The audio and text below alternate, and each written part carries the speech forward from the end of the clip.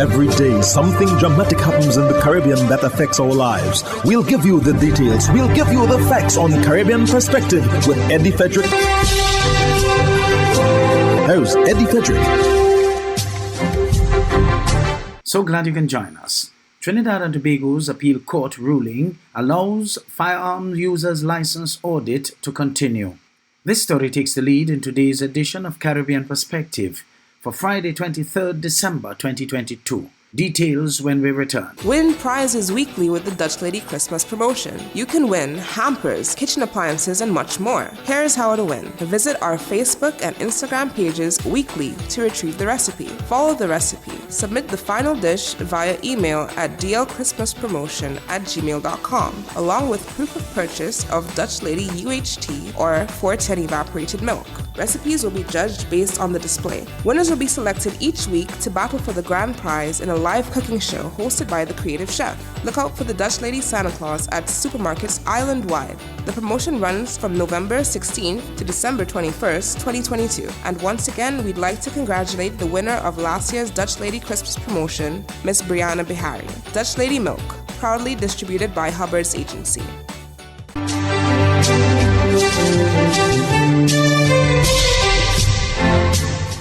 Welcome back. The government of Trinidad and Tobago is not identifying the ruling as a loss. The Attorney General says the ruling by the High Court now allows the Firearm Users License Audit Committee to continue with its work.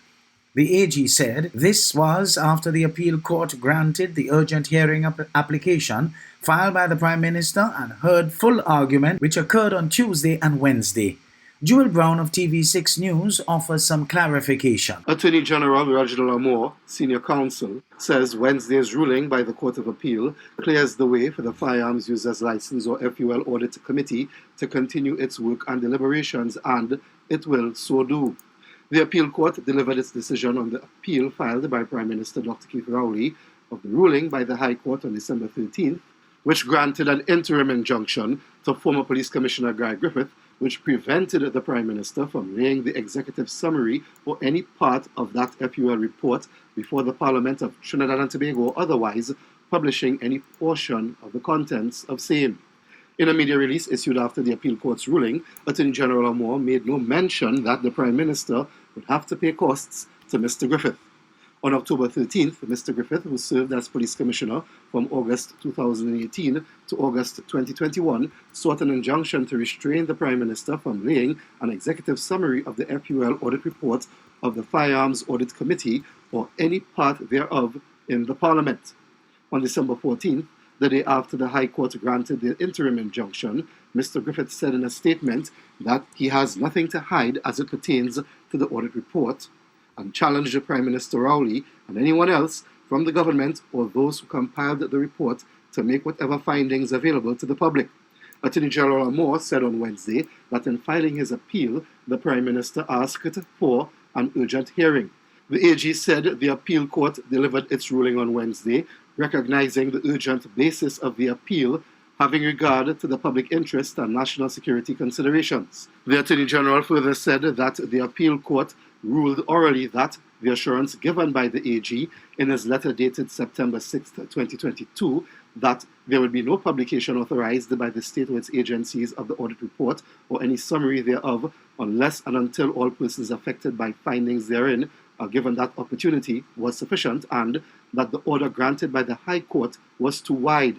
The AG said the appeal court allowed the Prime Minister's appeal in part, recognizing that the government must be allowed to continue its process, which it had always intended to do, and in fact had indicated it would, which is to provide any party against whom there's the potential for adverse findings to be made against, including Guy Griffith, with an opportunity to be heard. Attorney General Amor said this was always the Prime Minister's position and that the decision by the Court of Appeal clears the way for this to happen. Jewel Brown, TV6 News. Former Police Commissioner Gary Griffith, meantime, says he feels vindicated by the appeal court's ruling with regard to the issue of the Firearms Users License report. Again, TV6's Jewel Brown filed this report. In a statement, former Police Commissioner Guy Griffith says of Wednesday's appeal court's ruling on the F.U.L. audit matter that he feels vindicated that his actions of going to court to get an injunction to restrain the Prime Minister from publishing the F.U.L report in Parliament because of what he identified as the breach of his natural justice rights, as well as concerns he had with the constitutionality of the report itself, are right and just. On December 13th, the High Court granted Mr. Griffith an interim injunction preventing Prime Minister Rowley from laying the executive summary or any part of that report before the Parliament of Trinidad and Tobago, otherwise publishing any portion of the contents of same. The Prime Minister immediately appealed the High Court's ruling. Mr. Griffith said on Wednesday that they lost the appeal, and although amendments were made to the injunction, the facts are that the injunction stands and that they will have to pay costs to him as a result. Mr. Griffith then said, quote, amazingly, in a desperate attempt to save face, the Attorney General's release on the matter alludes to them getting what they wanted, but this is surely a ludicrous statement since if they got what they wanted, they wouldn't have to pay costs, end quote. Mr. Griffith also said that, quote, additionally, the AG goes on to further attempt to spin, saying it was always the Prime Minister's intention for persons potentially affected by the report to be heard. The former top cop said this is despite what he called the facts being that after the Prime Minister received the completed report, he then handed it over to the Police Service Commission and the Acting Commissioner of Police without Mr. Griffith's input. Mr. Griffith determined that the plan was to lay it in Parliament without his input, quote, hence why their appeal failed and why they have to pay costs, end quote. Julie Brown, TV6 News.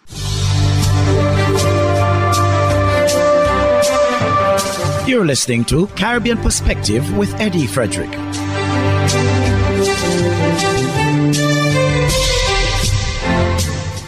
Still on Trinidad, a businessman, Peter George, says while things are much improved since COVID-19 pandemic, the business sector is still rebuilding. He shares a view that for things to move forward in any meaningful way, there must be ease of doing business. Nicole M. Romani of TV6 News has more. Mr. George says many business owners are still feeling the pinch of COVID-19. He also notes there is a perception that everything is back to normal, but while the economic wheels are churning, the 2.5-year period of COVID-19 had consequences. I still have, certainly the restaurant business, over 250 people that, also people that work with us. And many of them now are back to making, a decent, wage but in speaking with them who are still really burdened, they're still paying commitments from 2021, right? So 20 or 30% of their earning power now is still going towards paying off commitments from an era when they could not or were not able to earn money. He further notes that the value of money is not what it was before the pandemic hit. In my industry, it's not fireworks and booming numbers. And also, $1 that you earn today is not $1 you earned in 2019. It's as simple as that. So the dollar parity is not quite the same. So there are some challenges still. Obviously, it's good to be back in business, but we still have some ways to go. Mr. George, who is the founder of Trent Restaurants Limited, tells TV6 he cannot say if the future will be bright, but there must be improvements to the public service and to the discharge of it for better ease of doing business. Nicole M. Romani, TV6 News. A political analyst, meantime, says Trinidad and Tobago's leaders lack the will to change the way things operate to push society forward. In fact, Derek Ramsamouj believes Trinidad and Tobago has become an empire that lacked direction from the get-go. Nicole M. Romani of TV6 News tells us more. Political analyst Derek Ramsamouj says money laundering, brown bag politics and communities hiding criminals are just some of the ills weakening our society. Add to that the voting system used to elect our leaders. When you have political parties who gain office with no more than 35% of the vote, 35 or 38% of the vote, and when you have a situation where parties at different points in time came together and got close to 50% of the vote, and there was a rejection of that, we are quite happy to basically live as a minority government, not a government based on consensus.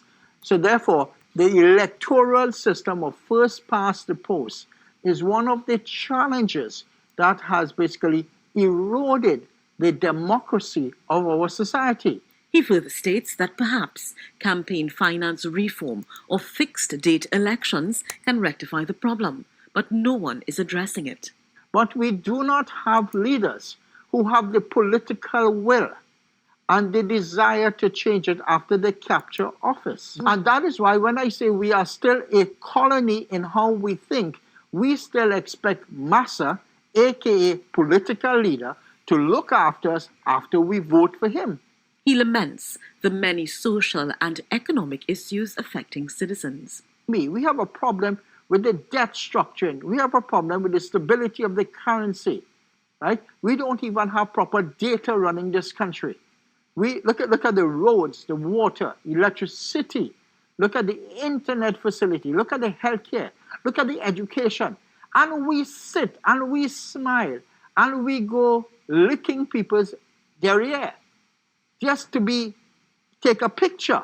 He sees the need for a drastic change in the politics. Down to the basics. Yes. We're literally food, clothing, shelter. Yeah, we're literally down to that. And 2023 to 2025, when the economy begins to take a turn like what we see happening in United Kingdom, we are going to be facing these situations.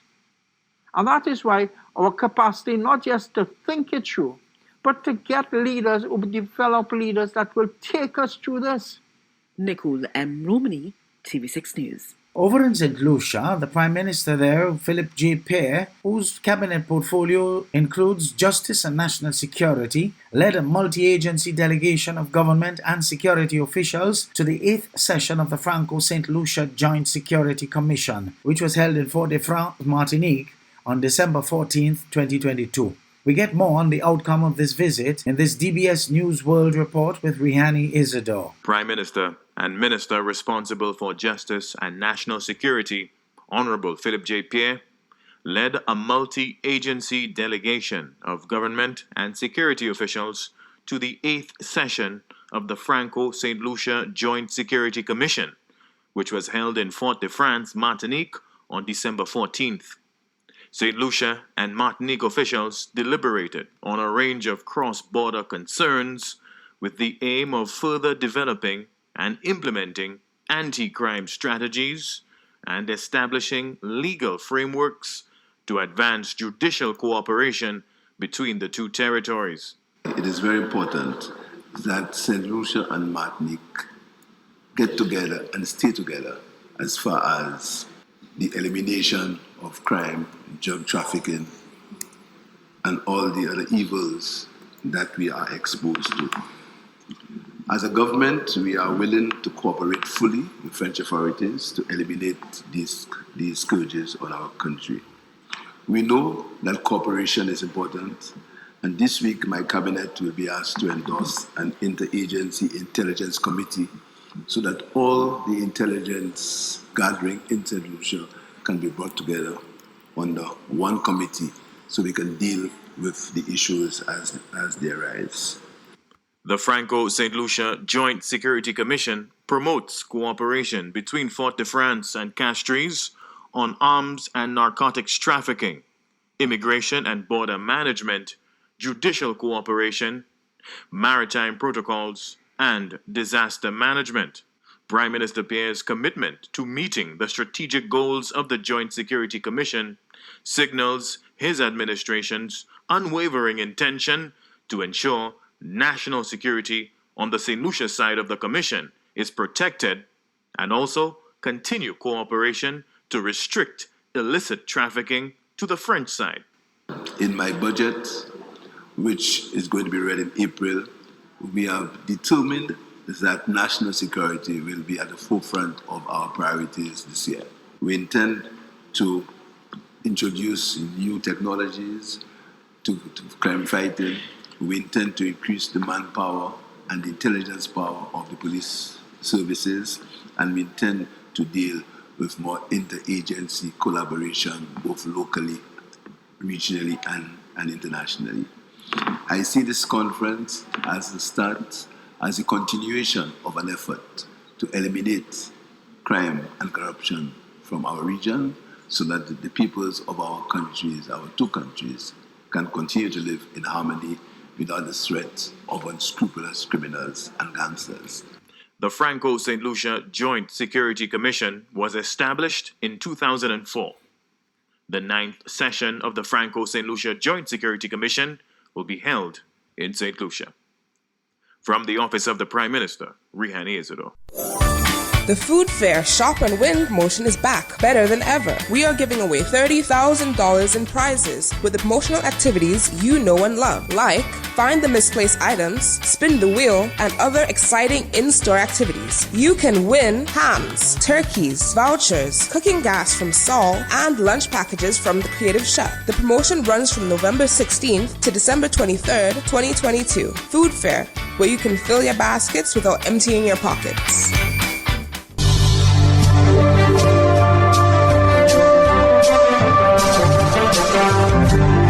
I am Eddie Frederick, wishing you a restful weekend. This has been Caribbean Perspective, a whole new approach to highlighting developments in the Caribbean. In the meantime, please continue to log on to CaribbeanPerspective.com for more daily news and more.